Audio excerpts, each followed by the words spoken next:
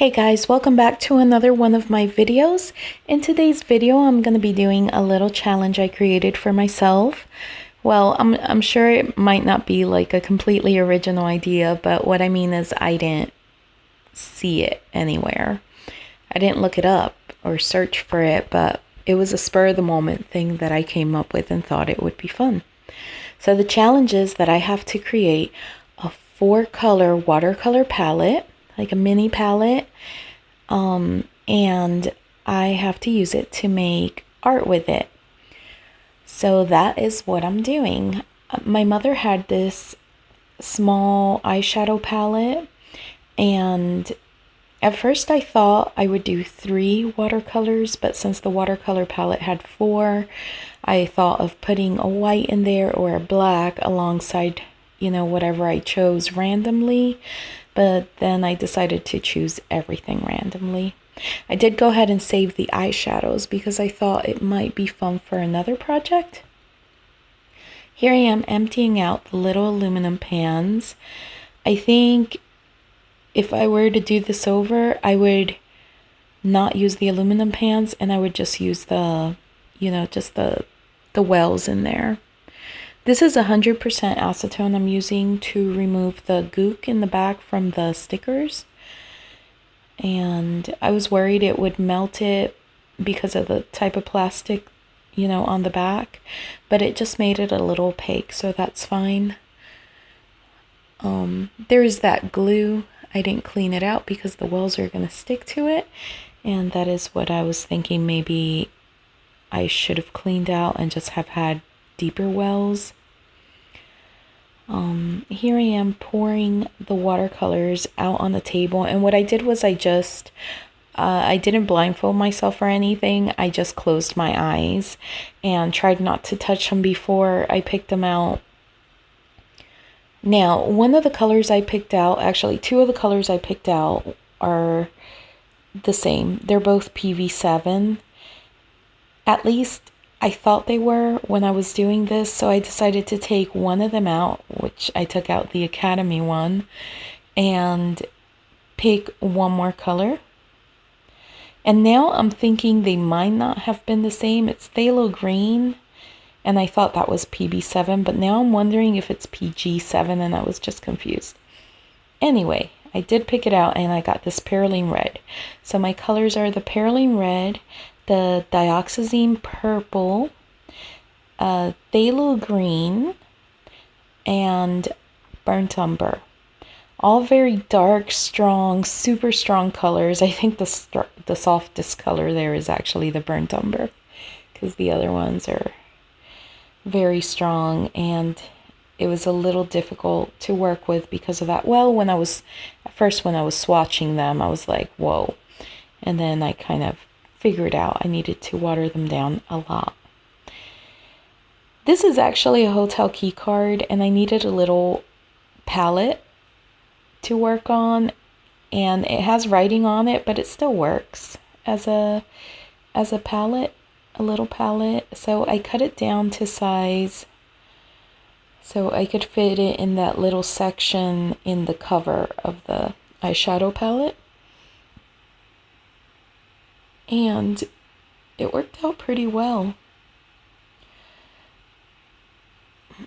I'm sorry about my voice. I have allergies because the weather here has been crazy. And I was actually speaking through this video, but my voice was so bad, and I was also trying to talk low at the same time because everyone was sleeping. It was like 3 a.m. This was a very spur of the moment thing. So part of the challenge is that I had to use whatever I had on hand and not really plan for it. This is one of the labels from my dog's treats and her big chewy bone. And what I did was I wanted the inside of the lid to be white, so it could be like a secondary palette. So I just figured the back of the label could be white. And then I tried cutting that down evenly, and I don't even know why I measured, because I ended up just like freehanding it afterwards, and it's so not perfect. It's all like bent out of shape and doesn't match the lid perfectly or even close. But I was okay with it. And I thought at first I was gonna paint the label, and then I ended up thinking it looked really cute to have that little, it reminds me of my dog. So here I am cutting down the paintbrush to fit it into that little section where the eyeshadow, whatever it's called, goes. I don't know what they're called.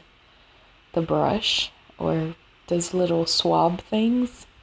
At first I was gonna file it down, and then I remembered I can actually sharpen it to, make it more narrow so that little straw fits over it, because that straw is gonna be the extension for the little palette. For the brush, sorry. Now,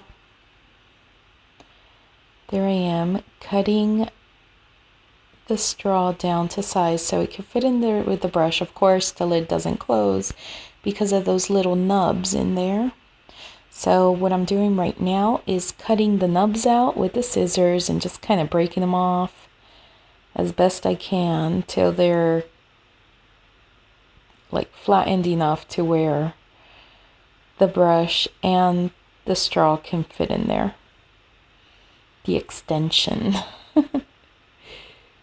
And it fit in there perfectly after I did that.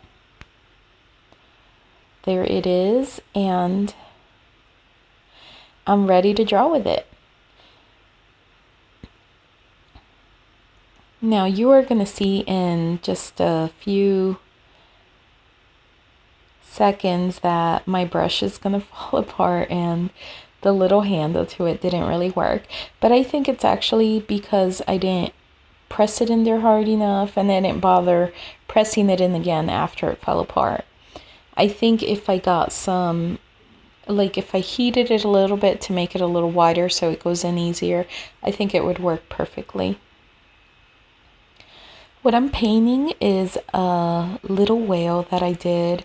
I actually made this for Inktober. I think one of the prompts was whale, and this is one of the things I had ready. I did a bunch of sketches for Inktober, so I'm actually going to be using those now because I do want to finish them. I put a lot of work into them. I just didn't I just didn't do the whole challenge thing. I'm trying to do like streaks of light coming out of the sun. And I'm also trying to do a moody sky. I wanted to use the colors in their pure form, right? Not blended together, but also kind of blending together on the page. And I wanted the sky to look really colorful and moody. Or, yeah, like, I don't know, strong colors. But I was a little nervous to go down with those colors because they were so strong when I put them down on my test page that I did. So I was being very cautious and just laying them out slowly. And I think at this point I have all the colors in that sky except for the burnt umber. Up to this point I have not used the burnt umber. And my son and I decided that it would be cute for the whale to be pink, like a really bright pink, or a pale red. And then I thought it kind of like blended in with the sky too much. It didn't stand out enough. So what I do right now is I put a wash of that burnt umber over the entire sky to mute down the colors and make the whale seem like the most colorful or vibrant thing on the page. And I really love how that made the sky look.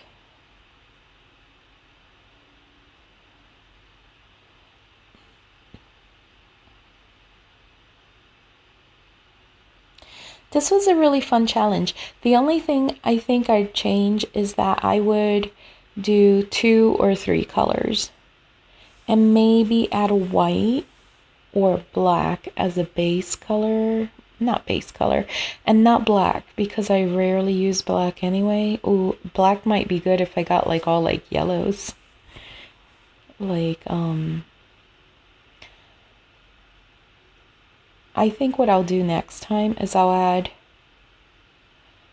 white and black and then just pick out 2 colors.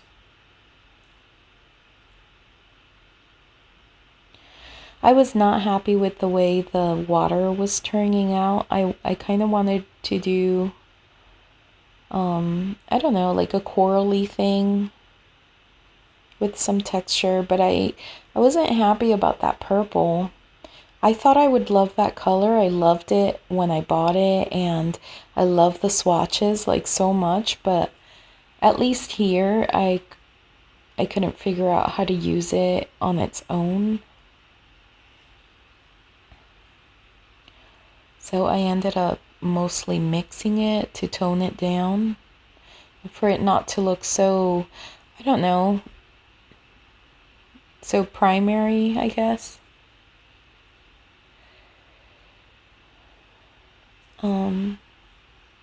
So I did take a paper towel and go over the water with it to get rid of some of that darker purple and also to create some more texture, because I felt like I was losing some of the texture.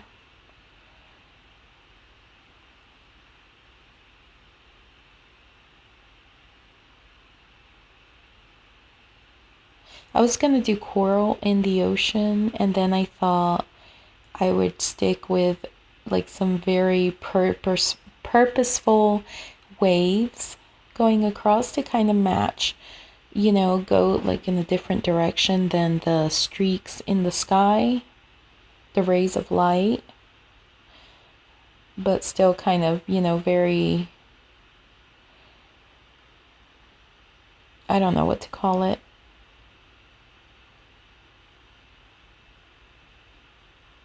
This is the first time I've ever done anything like this, like really, I don't know, kind of whimsical, and I love it. I want to do more like this. It was so much fun to do.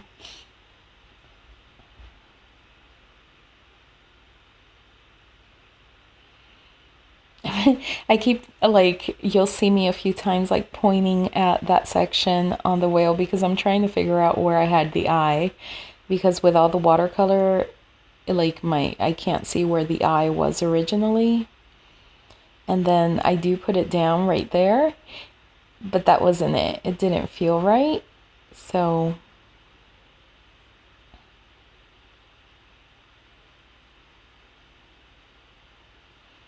actually that is the final the final part where I put it in. I put it in before that. I wasn't paying attention, but I put it in before that and I erased it because I'm like, that's not right. And I called my son over and he's telling me I gotta put it higher, and I'm like, no, that's definitely not right for a whale. I erased those little sparkly things I did with the gel pen, and I decided to do more like, you know, bolder reflections in the water and some reflections on top of the whale's head and its tail. And there it is. Now I am getting ready to sign it with my new fountain pen, which I can't figure out how to use properly. It's all scratchy and it doesn't work well for me. I don't know if it's the pen or I just don't know how to use it. It just doesn't write smoothly, and I have to hold it at just the right angle. It's kind of annoying. Anyway, there you go, guys. I hope you like this, and if you do, give my video a thumbs up, and please subscribe to my channel. And I hope you try this project out for yourselves. If you do, you know, the tags, whatever people do to let each other know. stuff like that. And there you go. Thank you guys so much for watching, and I'll see you next time. Bye.